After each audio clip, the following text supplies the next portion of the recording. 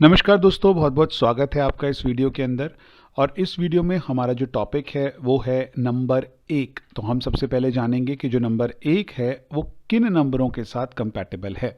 तो हम शुरुआत कैसे करेंगे इन कंपैटिबिलिटी वीडियोस की। सबसे पहले तो मैं आपको बताऊंगा वो ये नंबर जो है किन के साथ जो है वो किन नंबरों के साथ अवॉइड करना चाहिए, किन नंबर्स के साथ न्यूट्रल है और किन नंबर्स के साथ ये बेस्ट है। फिर हम देखेंगे कि किस तरह से हम इस निष्कर्ष पे निकले हैं और फिर इस तरह से हम आगे आगे नंबर्स पे चलते रहेंगे। तो सबसे पहले मैं आपको बताऊं कि ये तो सबसे पहले मेरे पास ये चार्ट आ गया। नंबर एक कंपैटिबल जो है वो बेस्ट या श्रेष्ठ जो है वो 9 के साथ है, 2 के साथ है, 5 के साथ है, 3 के साथ है, 6 के साथ है, 4 के साथ है, 7 के साथ है और 1 के साथ है। इस तरह से इसको बता दिया गया। न्यूट्रल जो है वो नंबर एक के साथ न्यूट्रल है, एक 6 के साथ न्यूट्रल है और एक 4 के साथ न्यूट्रल है। और 1 और 8 यानी कि सूर्य और शनि जो है, आप जानते हैं कि उसकी कंपैटिबिलिटी कैसी है, इसलिए उसको हमने अवॉइड की श्रेणी में दिया है। अब इस डेटा को हम बड़े ही विस्तार से जानेंगे कि हमने इस निष्कर्ष पर कि हमने इसको बेस्ट में डाल दिया, इसको न्यूट्रल में डाल दिया और इसको अवॉइड में डाल दिया, क्यों डाला। आइए देखते हैं। तो हमने ये चार्ट बना लिया यहाँ पर।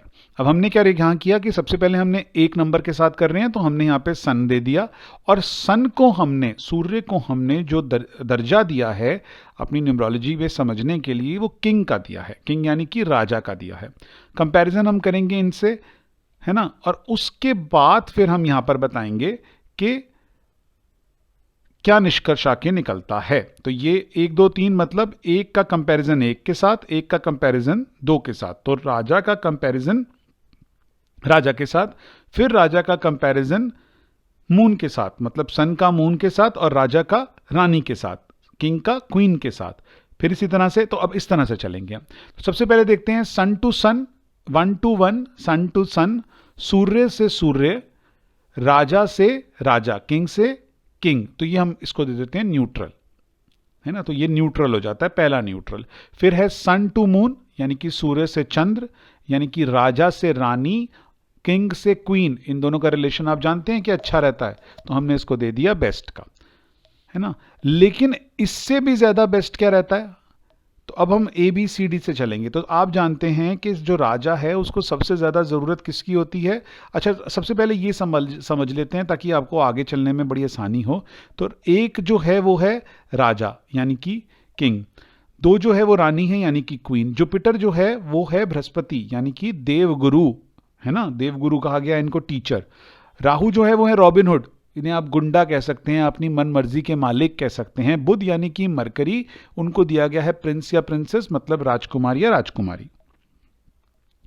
फिर वीनस यानी कि शुक्र, डेविल, काउंसलर है ये दानव के गुरु इनको कहा गया है। केतु हैं, फिर वो शेडो प्लैनेट हैं, उनका हेड नहीं होता। अब राहु और केतु को आप जानते हैं कि केतु जो है उनका हेड नहीं होता, उनकी सिर्फ बॉडी होती है, और राहु की सिर्फ हेड होता है, बॉडी नहीं होती है।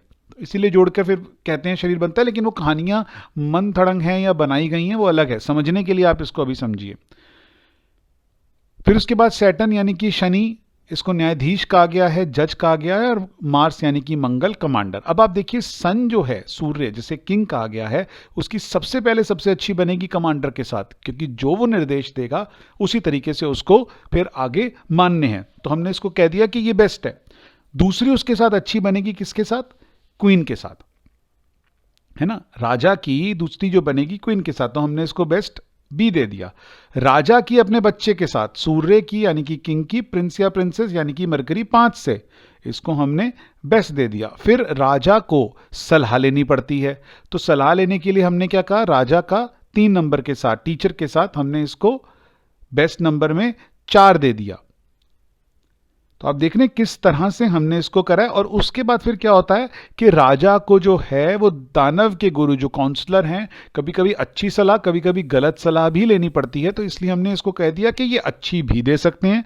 बीइंग ही इज अ दानव गुरु, है ना, being is a devil counsellor, वो अच्छी सलाह भी दे सकते हैं इसलिए न्यूट्रल भी हैं, और अच्छी सलाह दे सकते हैं इसलिए बेस्ट भी हैं, और बुरी सलाह भी दे सकते हैं क्योंकि वो नॉर्मल न्यूट्रल में है।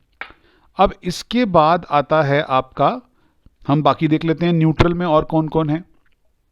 तो ये न्यूट्रल 2 में हो गए, और न्यूट्रल 1 में राजा की राजा से। फिर न्यूट्रल 3 के अंदर आता है सन विद राहु, क्योंकि हम जानते हैं कि जिस तरह का भी होगा वो उसी तरह की शेडो में आ जाता है बेसिकली।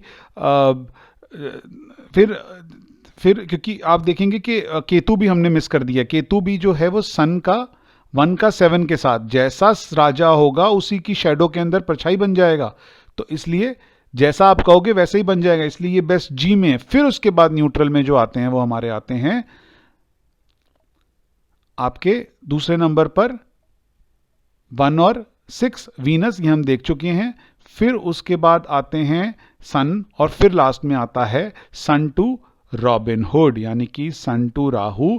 रॉबिन हुड न्यूट्रल में भी आता है और बेस्ट में भी आता है। इस तरह से हमने इसको समझना है।